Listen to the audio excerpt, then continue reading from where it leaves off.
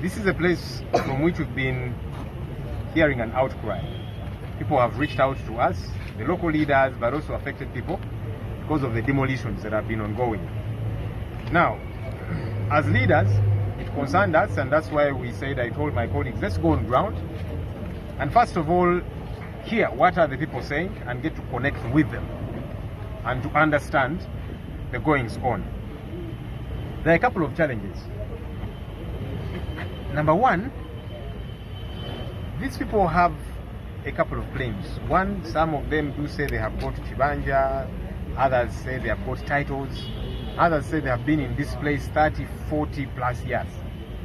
There's an old man who came to us there saying he came there as a young man, he gave birth to children, now he has got grandchildren, and he has been in that place all this while.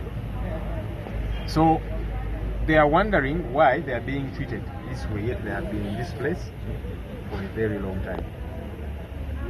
Two, they are bothered by the double standards.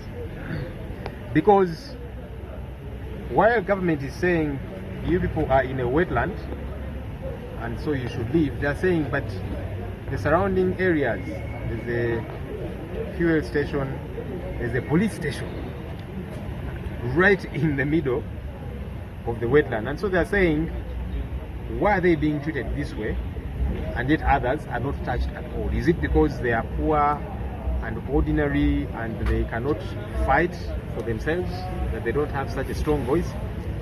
And so they are bothered by these double standards that keep happening. They're also asking questions. They see factories being built in wetlands, typical wetlands, and it seems to be okay. So they are saying, they're wondering why are they being treated the way they're being treated.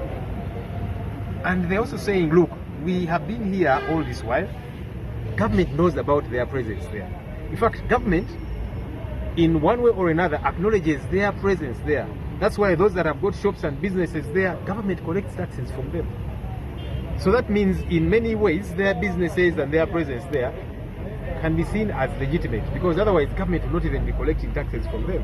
And so they are saying, why is government waking up all of a sudden and treating them this way? And yet each time government comes, collects taxes from them, and it seems to be okay. But now all of a sudden government is treating them the way they are being treated. So they are bothered about all of these double standards and so on.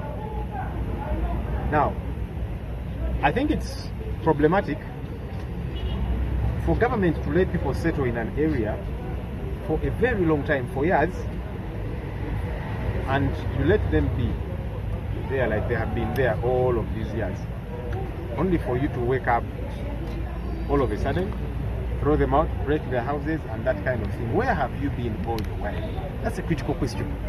Why have you let them put up these big, huge structures which don't come up overnight? You know, there was a flood, a huge storage building, and several others that have been there all of this while. They were built, and it took time for them to be built. And government was watching. Why? Why did they watch and now they wait last minute after all of these things have happened? We must be organized as leaders. It's important.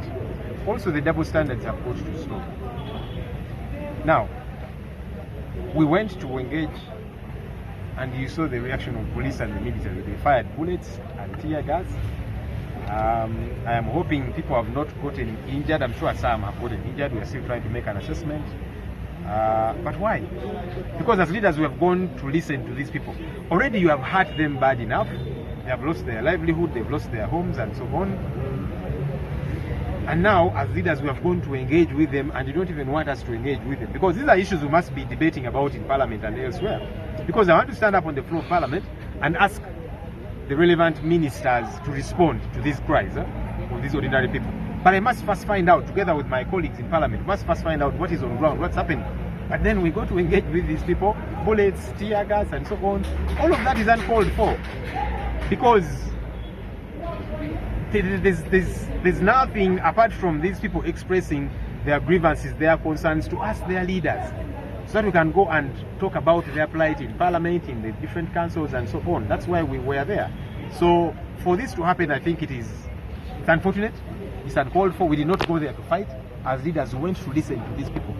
because we must listen to them. I don't want to stand up in Parliament and speak ignorantly about their concerns before engaging them. So what has happened is unfortunate. It's totally uncalled for. I spoke to the executive director